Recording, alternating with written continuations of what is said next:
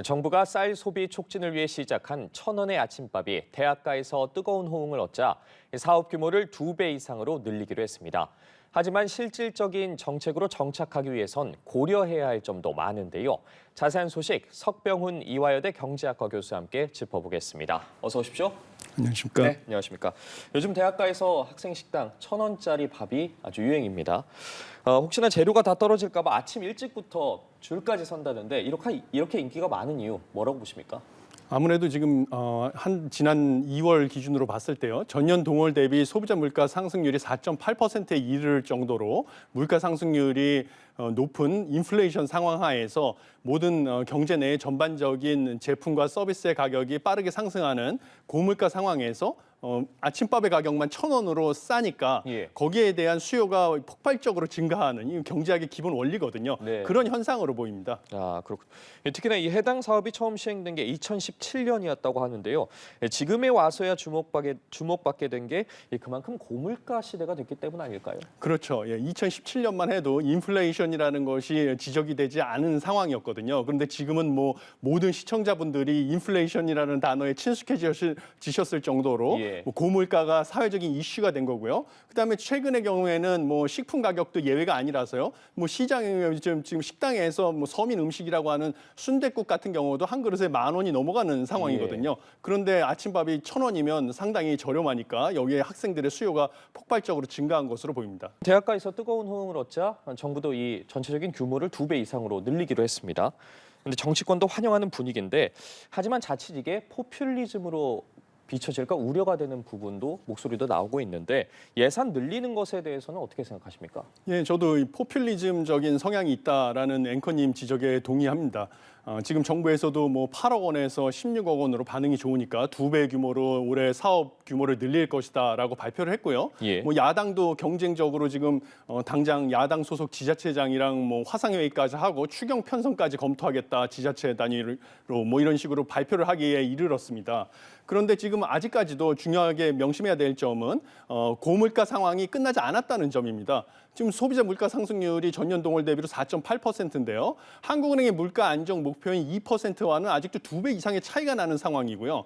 이런 고물가 상황에서는 결국은 정부의 불필요한 재정 지출을 최소화하는 것인데 뭐 물론 여기 대학생들의 식비 부담을 줄이는 것이 불필요하다고 볼 수는 없고 16억 원이라는 예산도 전체 예산 규모에 비하면 아주 소액이지만요. 그렇지만 이렇게 소규모로 보편적으로 지원하는 것보다는 무엇보다도 고물가 고금리 상황에서 고통받는 그 취약계층에게 좀 도움이 될 만 실질적으로 도움이 될 만한 큰 금액을 지원해 주는 것이 일반적으로 재정학을 연구하는 경제학자들 사이에서는 더 효과적인 정책이다라는 것이 기본적인 이론이거든요. 그래서 그런 식의 방향을 검토하는 게 낫지 않나 이런 생각을 하고 있습니다. 물론 이게 청년 정책의 여러 일환 중 하나입니다만 이 고물가 시대 속에 이 저소득층에 대한 지원도 시급한 상황에서 예산이 너무 이쪽으로 좀 쏠릴 수 있지 않을까라는 우려도 나오고 있거든요. 그렇죠. 저도 동의합니다. 물론 청년 정책도 중요하고요. 청년 정책에서도 무엇보다 우선순위가 있습니다. 그러니까 국민의 혈세를 이용한 재정을 사용할 때도 정책의 우선순위에 따라서 효율적으로 정책을 써야 되는데요. 지금 청년 세대들을 위해서 무엇보다 가장 중요한 것은 청년들이 오랫동안 경력을 쌓으면서 자신의 능력을 개발할 수 있는 양질의 일자리를 창출하는 정책이 무엇보다 가장 중요하고요. 그 다음은 청년들이 가정을 이룰 수 있는 주거를 안정시키는 정책, 이 두 정책이 무엇보다도 중요한데 거기에 예산을 집중적으로 투입을 해야 될 텐데 갑자기 아침밥을 1,000원으로 깎아주는 정책이 나와가지고 거기에 경쟁적으로 예산을 늘리겠다 이런 것으로 예산이 중점적으로 사용되게 될 우려가 있고요. 그것뿐만 아니라 지금 아까 말씀드렸다시피 가장 고통받는 거 고금리 고물가 상황에서는 저소득층이고 심지어 대학도 못 가고 이 시간에도 어렵게 직접 취업을 해가지고 이 생계를 유지하는 청년들도 있는데 이런 청년들을 위한 지원 방안 이런 것도 필요할 상황인데 갑자기 아침밥에만 지금 집중을 되게 되는 이런 상황이 좀 우려되는 점이 있습니다. 또 해당 정책이 2017년에 처음 시행이 됐지만 최근에 주목받고 있다는 점도 좀 짚어봐야 될 것 같은데 이는 꼭 경제가 좀 더 좋아지면 이 정책의 비중이 좀 줄어들 수 있다, 필요성이 좀 줄어들 수 있다 이런 의미로도 보이거든요. 옳은 지적이십니다. 두 가지 측면을 지적할 수가 수가 있는데요. 지금이 고물가 상황이기 때문에 이게 또 주목을 받는 지점이 있으니까요. 그런데 정부와 한국은행의 예측에 따르면 하반기만 해도 물가 상승률이 올해 하반기에 3%대로 낮아질 것으로 예측을 하니까 그럼 고물가가 어느 정도 잡힐 것으로 예측이 되면 지금 이 1,000원짜리 아침밥에 대한 관심도 줄어들 것으로 보이고요.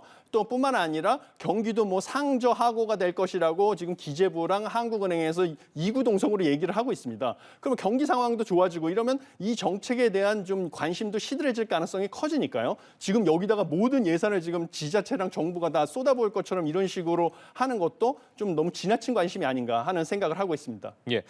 현재 뭐 정치권에서 전체 대학으로까지 좀 확대를 해야 한다 이런 목소리까지 나오고 있는데 하지만 정부가 예산 지원을 뭐 일부 한다고 해도 대학 자체적으로는 확실히 더 큰 예산을 투입해야 하는 만큼 좀 어려움도 있을 것으로 보이는데 그에 따라서 좀 상대적으로 이 교육의 질이 떨어질 수도 있다 이런 우려의 목소리도 나오고 있습니다. 이건 어떻게 보십니까? 예, 맞는 지적이십니다.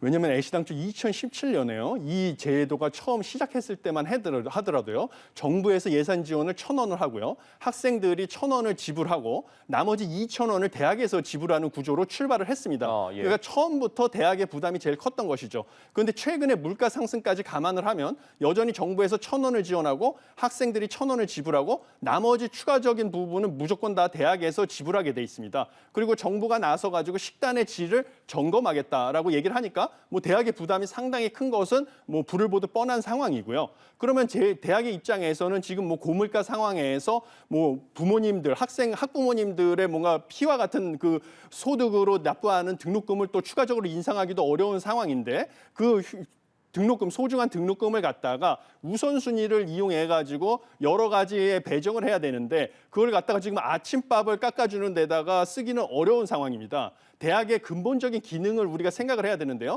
대학의 근본적인 기능은 무엇보다도 교육과 연구에 있습니다. 그래서 연구를 열심히 해가지고 뭔가 신기술을 개발해야 해서 국가 발전에다가 이바지할 수 있게 해야 되고요. 또 다른 하나는 양질의 교육을 학생들에게 제공을 함으로써 학생들이 대학을 졸업하고 나가서 좋은 직장에 취직을 하고 높은 소득을 얻을 수 있는 것에 집중을 해야 되는데 거기에 사용돼야 될 그 부모님들의 소중한 등록금을 갖다가 아침밥 가격을 낮춰주는 데 사용하는 것은 문제가 있다고 생각을 하고 있습니다. 예. 그리고 또 타 대학은 하는데 왜 우리 대학은 1,000원이 그렇죠. 아니지? 예. 이런 식으로 대학 간의 경쟁을 또 부추길 수도 있다고 생각하거든요. 예, 맞습니다. 당연히 지금과 같은 상황에서 대학들마다도 또 재정 상태가 다르고요. 그러면 이제 대학 간의 경쟁이 붙게 되면 다른 학교는 뭐 아침을 깎아주는데 왜 우리 학교는 안 깎아주느냐? 당연히 이런 문제가 생깁니다. 그리고 지금 지방대와 수도권 대학 같은 경우도 재정 상황이 다르기 때문에 당연히 또 지방대 학생의 이 재정 상황이 안 좋은 학교는 어려움에 처하고 있는데 그런 더 가뜩이나 부족한 재정을 갖다가 아침밥을 또 가격을 인하해 주는 데다가 사용할 수는 없는 입장이거든요. 그러니까 이런 형평성 문제도 제기가 될 수 있는 상황이기 때문에 이런 식으로 붐을 조성하는 것은 더 정치권에서 주의를 해야 된다라는 생각을 하고 있습니다. 그렇다면 나아가서 이 대학마다 좀 예산이 제대로 쓰이기 위해서 좀 어떤 점을 고려해야 할까요? 예, 제가 뭐 오하이오 주립대학교라고 미국에서 학부 규모로 3위권 안에 드는 되게 큰 규모의 좀 명문 주립대에서 5년 동안 교수로 근무를 했었습니다. 그래서 그 대학의 세계적인 연구 중심 대학인데요. 의사결정 과정에 참여한 적이 있었습니다. 근데 거기서 보면 학교에서 중요한 정책이나 뭐 사업을 결정할 때는 경제학과 교수들, 경제학자들로 위원회를 구성해서요.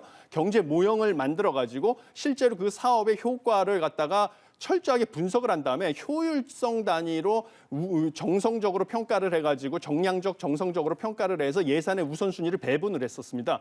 그런 것을 우리 대학에서도 도입을 해가지고요. 그 학부모님들이 낸 그 등록금을 갖다가 허투루 낭비를 하지 말고 이렇게 정량적, 그다음에 정성적인 지표를 가지고 좀 효율적으로 연구와 교육으로 우선순위로 사업을 선정을 해가지고 아주 알뜰하게 사용을 해야 하는 게 무엇보다 중요하다라고 생각을 하고 있습니다. 오늘 아침에 기사를 보니까요. 이 편의점에서 1,500원에 도시락을 내놨는데 밥이랑 볶음김치 있는 가성비 상품을 내놓기도 했습니다. 이런 식으로 뭐 천원 공연 관람, 천원 대중교통까지 인기를 끌고 있는 상황에서 이게 오히려 소비를 좀 촉진시킬 수 있다. 이런 의견도 나오고 있는데 이에 대해서는 어떻게 보십니까?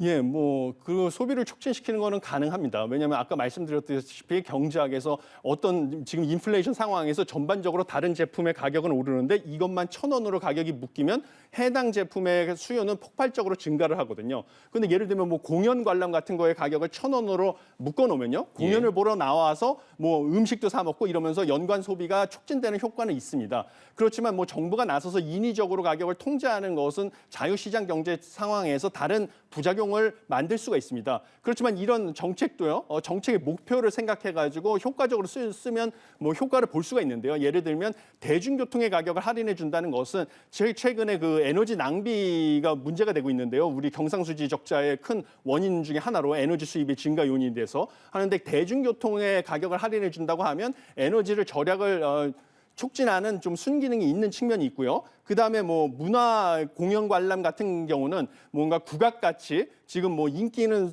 좀 떨어지고 있지만 우리나라의 전통 문화이기 때문에 그걸 보호해 줄 가치가 있는 그런 것에 대해서 뭔가 지원을 해준다든지 그다음에 사회 취약계층들에게 국악 공연 관람 이런 것을 촉진해 주는 차원에서 지원해 준다든지 이런 정책의 목표에 따라서 우선순위를 따라서 예산을 배분해 주는 고려가 필요하다고 봅니다. 네, 말씀 여기까지 듣죠. 이 대학가 천원의 아침밥 관련해서 석병훈 이화여대 경제학과 교수와 함께 이야기 나눠봤습니다. 오늘 말씀 고맙습니다. 감사합니다.